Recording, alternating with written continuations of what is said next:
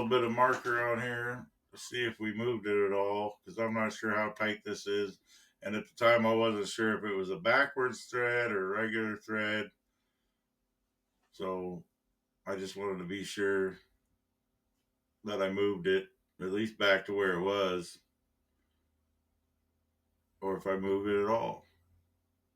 It's the biggest wrench I got in the shop, so I do have another wrench that's the same size, but it's heavier steel. This one was found in a truck.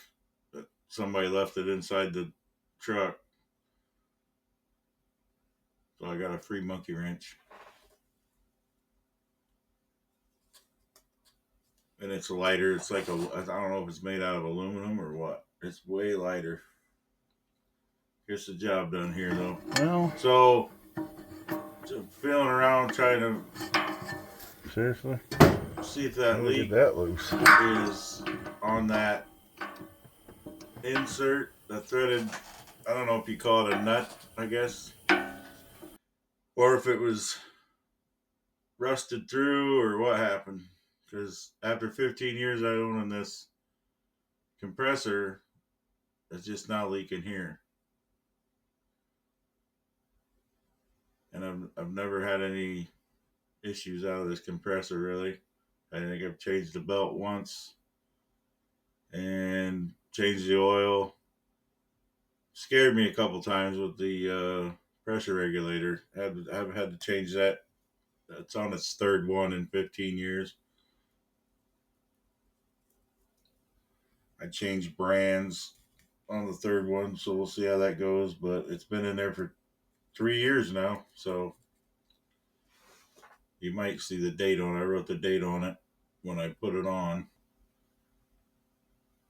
We're just loosening it up here, and we'll tighten it up and then loosen it and then tighten it up again. Sometimes that's all it takes to get a little dirt in there or something, or you just get that dirt unlodged. So we're getting it tight, and you'll see here in just a second how much that moved. And it really wasn't that hard to move, but hard enough, I guess. See that white mark? I don't know if you can see it there. It moved about, what, an inch and a half, something like that. So it definitely needed tightened up. And as you can see, as I fumble around with this wrench, is why I'm not a plumber. I really don't care for plumbing. So to all the plumbers out there, thank you for all you do. I appreciate you. And now we're taking it and loosening it up again. And we're going to tighten it back up one last time. And we're going to fire it up here in a second and see if that's what did the trick. I hope so. And so while you're waiting for that, if you could like, share, and subscribe, it would mean a lot to me. Help my channel, help my business out. And if you want, check out my link tree. Link is in the description. See there, I moved the, what was that, 2 inches about? I moved it up quite a bit. So it definitely needed tightened up. Now I'm just checking for leaks still, even though there's only about 10 psi in it. So we'll see it fire up here in just a second. And there we go. So we'll fast forward through this part. This is the pressure regulator, so it's only going to go up to 90 psi is where I had it set at. For most tools, that's about all you need.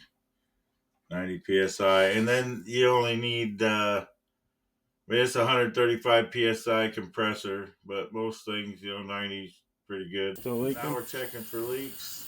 All the leaks were actually gone.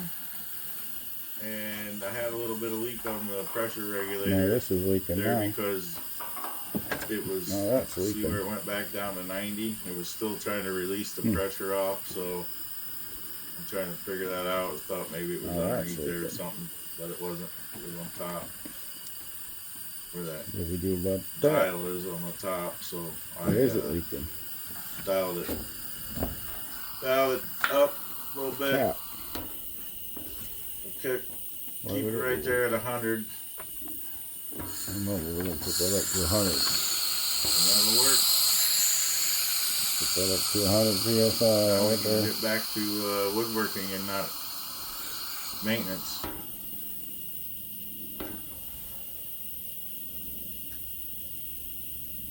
And this is why things don't get done as There we planned. go. Leave it right there.